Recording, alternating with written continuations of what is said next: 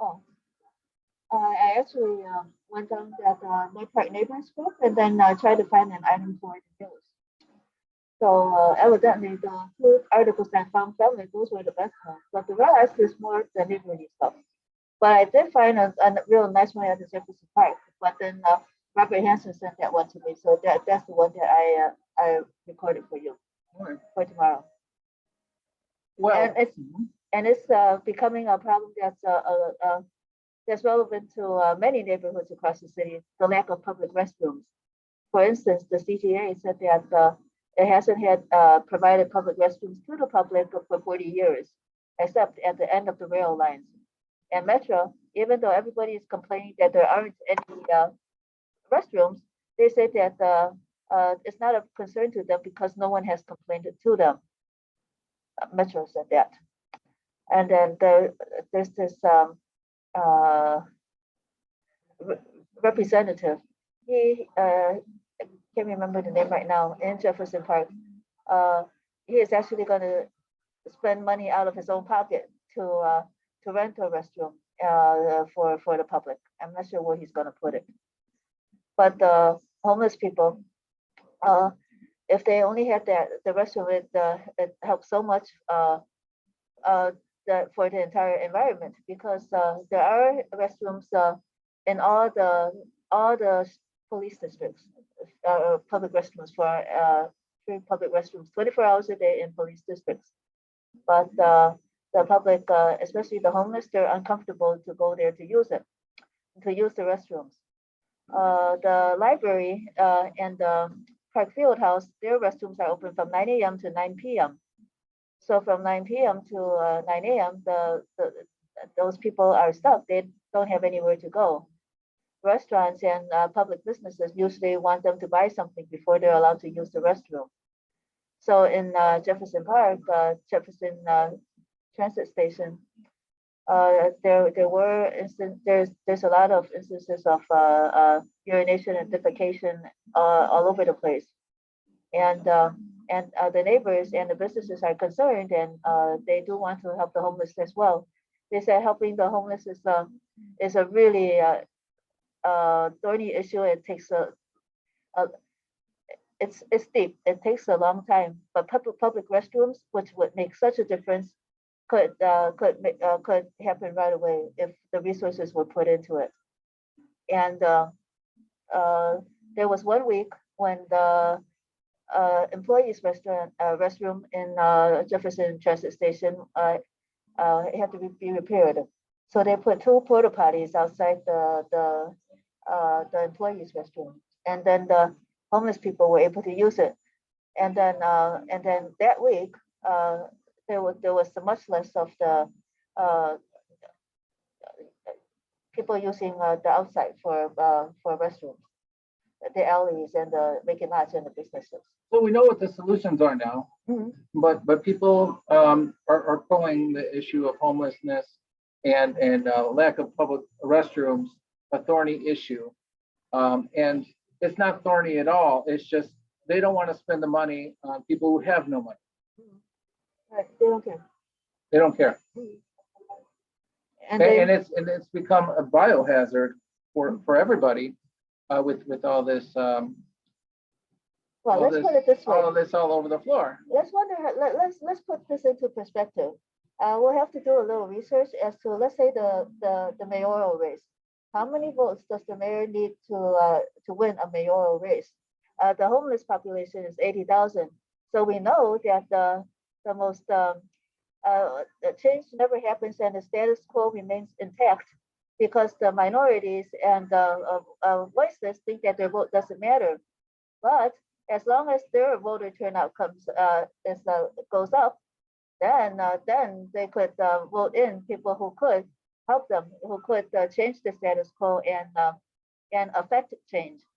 So let's say there are 80,000 people in 80,000 homeless people in Chicago, and if let's say 60,000 of them vote, we'll have to do our research more to see if how much that would affect uh, the the the total. How many votes are needed to win the mayoral race? How many homeless people are in every ward? And then if let's say 70%, 60% of the homeless vote, how would it affect the results of an election? That's excellent. That's excellent. Those aren't easy numbers to attain. Mhm. It's not an easy task to find out where the transient homeless population Right. of the city of Chicago is also not an easy task at all to get them all to help them to register to vote or encourage them to register to vote and to get out The vote. the vote. Well, we would need the transportation and the incentives, and they will have to see something that they understand that it will actually help them, and then maybe they will vote. And the thing is that let's say there are the voter rolls, and then how many of the homeless are on those voter rolls? Because the voter rolls have the addresses. The homeless do not have an address. So how does that figure into the equation? Well, the homeless can register to vote with their domicile, Mhm. with their registered domicile. So that's how that goes, and they can register to vote. That's where we're at with that. They can legally register to vote They can. with They their can. with their registered, as long as it's in the ward and precinct of their registered domicile. It doesn't mean they have to actually be there all the time, but that's what they're registered as, and and you don't need an ID to vote in the state of Illinois. We understand that. It's just that how do we find them and then register them to vote? Because Mhm. for the registered voters, let's say, then we have the name, the address, and we can knock on the doors and say hello, shake your hand, shake hands, and then talk about the issues.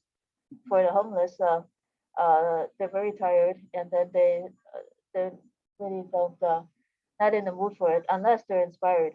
And then the only way they become inspired is that they realize that voting really does help, and we have to convince them of that. It's not that hard to find the homeless. If we have our team, every they everybody knows where the homeless are in their own backyard. But the thing is, you can't generalize the homeless population in the city of Chicago, but we can agree that homeless people are greatly marginalized, Mhm. and that takes a lot out of them, and it influences how they act and react and what they do or do not do.